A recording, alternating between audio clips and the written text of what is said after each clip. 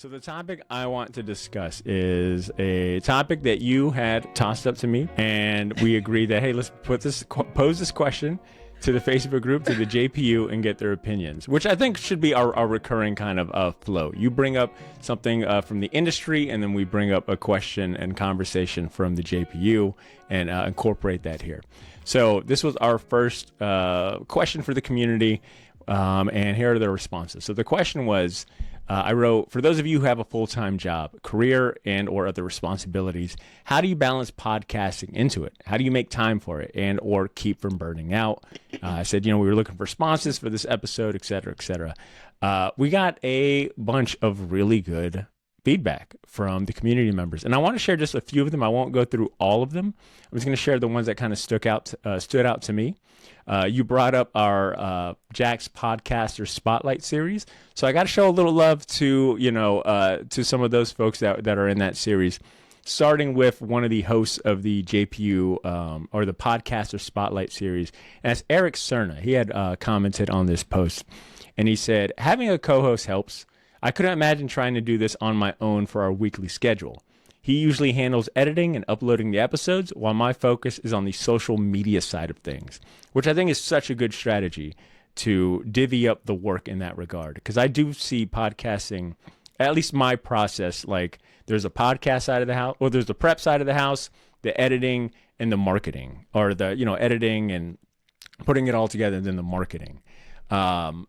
Marketing, I feel like, is its own beast, right? Like making clips, writing captions, sharing the show, staying on top of comments, things like that. That is its own beast. Almost sometimes feels like its own solo job.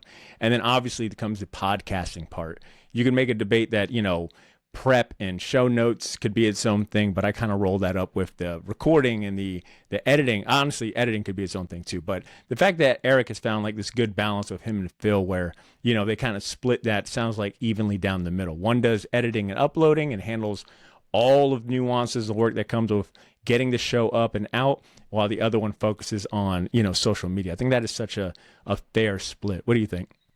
Yeah, definitely. I think having like because recording the show is easy. Yeah, sitting in front show of a up microphone and press record. Yeah, well, just sitting down at a microphone and talking, I think is the easiest part of this entire process. The pre and the post production is where it gets the most challenging, because it's a lot of the things that aren't the fun part, and I think that's where a lot of folks get bogged down. And I think the common fears, like the fear of perfection, the fear of equipment, it really comes into play during the specifically the post-production, because then you're dealing with the editing of the show and the uploading and the distribution to social channels, email channels, websites, all of that good stuff. So I would definitely agree that having a co-host helps in that regard, but also just having clear responsibilities of who does what. That's actually, what we have been refining since starting this show is like, who's actually doing what? Like, what topics do we have coming up? Like, we kind of knew that we always needed to start this show, but it was finally like when we bit the bullet, we just went with it, and we didn't have it maybe necessarily with like a clear plan that I would have preferred. But now that we're in it, now it's, that time of just figuring it out. And I think that that's also the joy of starting something new, is that you can't really wait until you have it all figured out. Like, you just got to go. And then you have to pick and choose where your strengths are. And then also you got to pick and choose the items that you hate doing. Who are you going to divvy those? How are you going to divvy those up? Are you going to do them all yourself? Are you going to outsource them? Where does it make sense to outsource? Like, are you making money off the show? Probably not. So that money is coming out of your pocket. Can you actually justify having someone else edit the show or, upload the show, things like that. So those are all, decisions that you have to make. But having a co-host is definitely makes things a little bit more easier, because then you truly do have more of a choice of like, where can I best fit in that makes the most sense time and money wise. Yeah, I would add to Eric's thing too. If anyone's looking to maybe divvy up the duties and the workload among their co-hosts, finding out maybe where is everyone's strength at. Maybe you've got a co-host that excels at social media, that enjoys being online, commenting and having conversations. And maybe you have someone that doesn't want to do any of that and is okay, like being in front of a computer, editing and doing the work that comes there. I think having that conversation, but also agreeing to a timeline, especially if you've got a weekly show, like in my case where it's every Wednesday. So I know that certain things need to be buttoned up by Tuesday morning. And, if you got a Patreon, and in my case, I drop early access Mondays, Sundays. So, I think having a conversation about not only what's everyone's strengths and what they prefer, but also coming to an agreement that hey, if we're going to be on time and or stick to a schedule, we've got to have things done by this and that. Mm-hmm. So I'm going to move on to some other comments we got. Speaking about our Podcaster Spotlight series, this next one, Danica Mitchell, who was the spotlight of episode 3 of the Podcaster Spotlight series, chimed in too. And she said, ours is pretty much seasonal. During football season, it's every week. So we know no matter what. Monday after a game, we have to get it out there. During off season, we could space it out, center around free agency, draft, and training camp. So I thought her comment was a good one to highlight because you've got someone who has, in Danica's case, she runs, First and Teal podcast, a Jaguars podcast. Yeah, please. No, that's actually somebody else. All right, I will cut this part out. Okay, good. Let's see. Yeah, First and Teal. I was right. It is First and Teal? Okay. Yep, First and Teal. Okay, so let me try that again. Okay. So I think Danica's situation is a good example of a show that is a local a local sports podcast at that, which we've been talking about. But hers is dependent on a thing, is dependent on the games, right? Like during the season, she's got her schedule down packed. She knows when she's got to get it out, and I guess, and then she's got obviously free time during the off season. She can be a little more loose with it, and I think it's kind of understood among the fans too that it's off season. I'm not going to get nearly as much content, but during on season, fans are expecting it like clockwork. So I think I highlight hers because she's in a position where, during the season, she's probably working really hard, probably got to factor in her schedule, be very having a rigid schedule. And then she gets a little bit of some brevity during the off season. You got anything to add about Danica's? I just think what really helps, because I love her. I think she is definitely one of the shining star examples when it comes to Jaguars fandom. That she genuinely cares about the team, and so. But I also love the built-in schedule because for a lot of podcasting, it really is all about scheduling. Are you going to have a set day of the week that you're going to record? Are you interviewing guests? Because then their schedule is going to impact what days and times that you can record. Do you have a co-host? The same thing. Their days and times and whatever's going on in their life, maybe their kids or their spouse, all of that impacts when you can record. But her particular schedule is, you better clear your schedule the day after a game or the night of a game, because we are going to be recording. And so I always liked that approach, because you have a clear, set schedule, sort of weeks, sometimes months out, that you can sort of circle on the calendar and then plan your personal life and things like that all around those key dates. Draft is coming up. You're probably going to have some takes on the draft. So you need to budget some kind of dates around there that you need to be able to record. Yeah, well said. All right, this next response is from Tiffany Mason, and I've got it here because I know how much you love a good program, a good organization app, or something like that. Hers was very short and sweet. She said, organization in Trello with checklists is paramount for me. I know that one resonates with you. Cosign, 100%. I don't use Trello. I have used it before, but some kind of project management system, like a Monday.com. I personally have used Trello and Monday.com, but now I'm on the ClickUp bandwagon. Have been on this one for, I don't want to say bandwagon, but I've been an avid user of theirs for 4 or 5 years now. So all of my podcast process lives inside of ClickUp.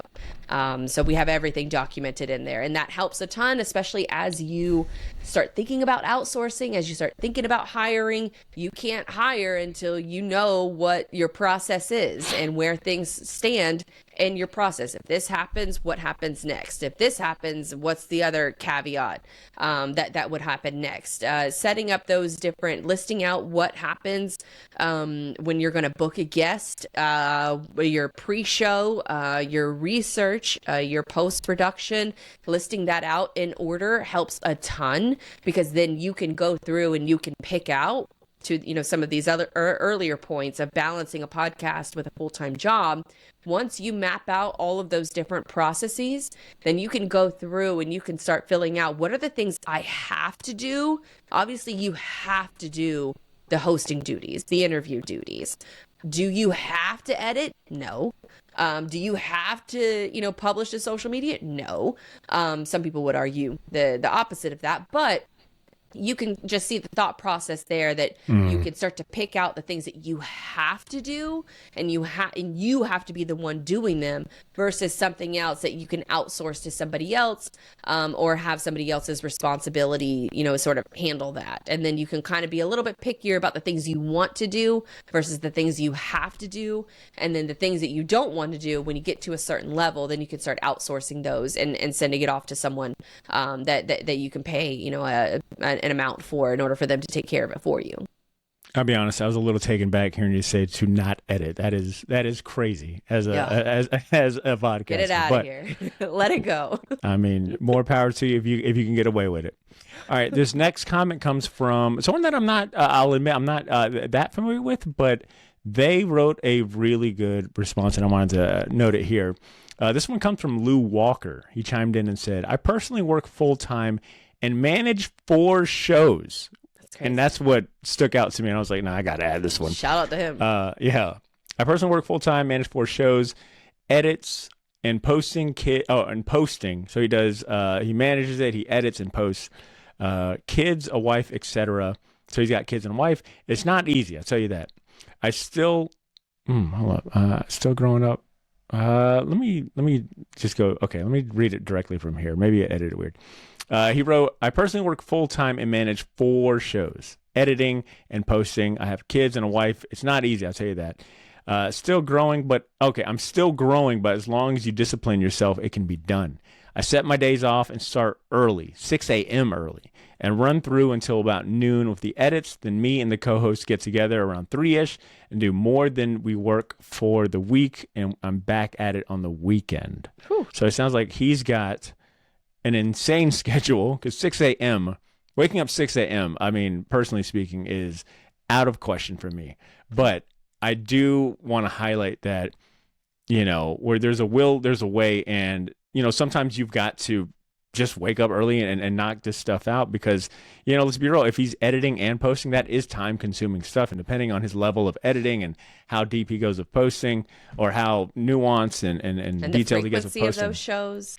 Yeah, that's a lot. So I wanted to highlight him as an example of, like, I wouldn't call it an extreme, but that is a significant workload. Well, it sounds like he's kind of balancing his day. And this is typically folks who follow like time blocking, that if you have, this is especially helpful if you have your own business, or if you, work for yourself.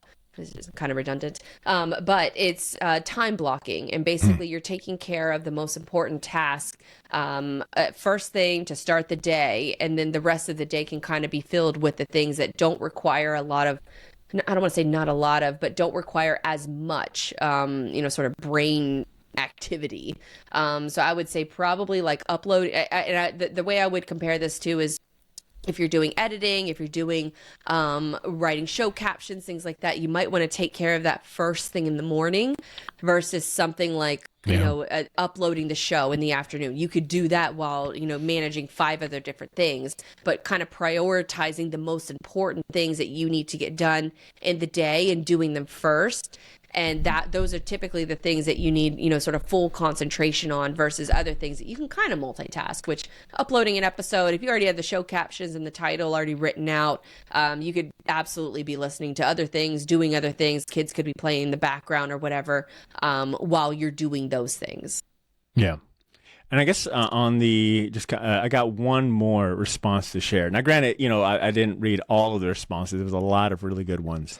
I'm just kind of cherry picking a few of them. But on the topic of folks that have, wife and kids, as well as managing a podcast and working full time. I thought this next one, a little long, but this one kind of, I don't know, it really caught my attention.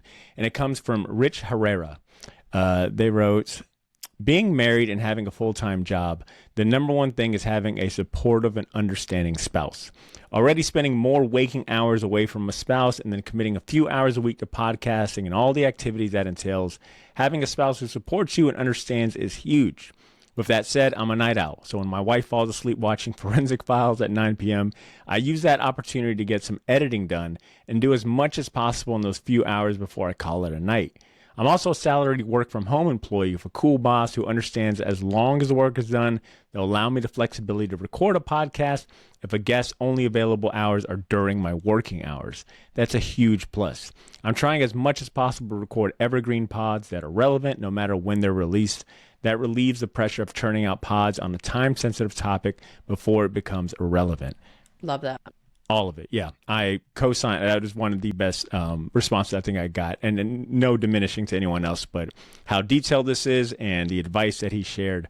I think what really resonated with me here is, I'm fortunate enough to work from home, full time, and I think I mentioned in our first episode that was a game changer for me when we shifted to full time remote work. That I could sneak in a little bit of editing here in between meetings or during downtime. I think, that is a privilege that I thoroughly enjoy. It contributes to, I think, the success of the podcast. He mentions, recording as much evergreen podcast material as possible. That was something that took me a while to really take advantage of. But, now I'm in a position where if I am bogged down, where maybe I don't have a piece of content to drop, I am able to look at an evergreen episode that I released, 2-3 years ago. Maybe it's like a book review that could still be applicable now. And I'm able to repurpose that content because, it's evergreen. Who cares? It's not tied to some sort of event or something time sensitive. So I think having that in mind as a podcaster and figuring out ways that you can create evergreen content that maybe you could recycle, or just for the simple ease of maybe, not feeling so pressured to drop it, immediately and have it up and going at the same time. It makes me think of when we did, when Game of Thrones season 8 was out and we were, watching the show, and I was, we were recording it immediately right after, and I was trying to get it out like an hour or set for the morning. Like that was really difficult, but it was fun. It was extremely fun, but it was a difficult 8 weeks, to do that and the short box and my other podcasts and things like that. So I would say leverage evergreen content as much as you can. I mean, in his case, he works from home. He's got a understanding spouse. That's not something I think everyone can just go out and get. But I think the lesson here is see what type of evergreen content you could record for your podcast. And also shout out to the bosses that let you have the side gigs and just kind of turn a blind eye to it. I was very fortunate when I worked in corporate life that my old boss / mentor, he knew that if he was coming up on my computer, I was probably working on a blog, that I was probably working on things that weren't directly tied to his business, but that still sparked joy in me. And he knew that whatever I was learning there would eventually help him and his business. And not all bosses think that way. So shout out to the bosses that are very understanding. And I don't want to say understanding, but just look the other way. Know you got stuff going on and encourage it, as long as you get your job done. And I think that has been the really big benefit of working from home, is that for a lot of bosses, they're not the control freaks, that you kind of hear the horror stories about, and they will allow you that flexibility to not, obviously they're allowing you flexibility because you're working from home, but also the additional flexibility that if you're not, maybe you have an hour or two aside, every week that you're going to do something else, that it's fine. We're not going to report you to HR or anything.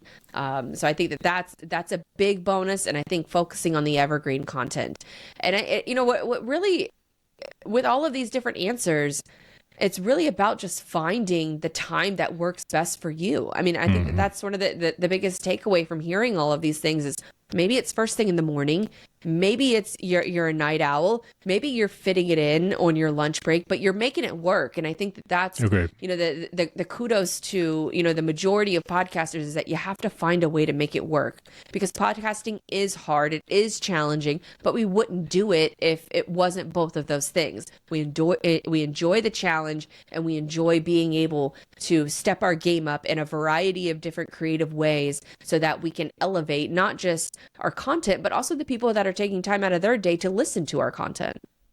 Agreed wholeheartedly. And while we're at it, why not shout out all the cool spouses out there, all the cool, understanding spouses that Shout don't out to mind. me. I definitely give it that. I said that with you in mind, obviously. But yeah, big shout outs to the understanding spouses that don't mind us crazy podcasters that, are spending hours editing and perfecting our craft. Big shout outs to them too. And a big shout outs to the Jax Podcasters community for the awesome responses. I think this will be a recurring thing where we dedicate the second topic to a question or a conversation piece and get their opinion. Fantastic insight. Yeah, and with that said, I think that brings us to the end of our show. Wouldn't you say, Blythe? Yeah, I think that's it for this one. All right. Do we have any announcements to share for this episode? I will say, hopefully I will get this episode up while the shirt pre-orders are still going on. Limited run, pre-orders only, designed by a local artist. All money goes into future JPU efforts and events. Printed by local artists? Screen printed on some of the comfiest shirts you'll ever wear. If you have ever been to any of our meetups, our events, our educational stuff, this is an opportunity to support what we do, support the community, and represent the community proudly at that. The shirts look good. I can't wait to be rocking mine. I'll probably be wearing it every episode for this entire year. Maybe. We'll see. Besides that, if you enjoy this content, make sure we got the audio version on all podcast apps. We got the clips. Yeah, we got the clips on YouTube. And most importantly, make sure you check out our Podcaster Spotlight series. Every episode is a spotlight and a different local Jax podcaster. I mean, we've ranged from a host of a libertarian podcast to a motivational podcast to our most recent episode with Danica, at the time of this recording at least, with Danica, a Jaguars fan podcast. So if you're curious about what awesome podcasts encompass Jacksonville and Northeast Florida, check out that series as well. Besides that, you already know your homework assignment. Subscribe if you aren't subscribed already. Sign up for our email newsletter, especially if you live in Northeast Florida in the Jacksonville area and you want more information about our upcoming events and things that we do. Sign up for the newsletter. Submit your podcast to be a part of the JPU directory. We've got links to all of that in the episode show notes. I won't bore you with any details, but do that and enjoy the rest of your day is what I'm going to say. Enjoy the rest of your day. This has been Badr and Blythe with the JPU show. Talk to you later. Peace.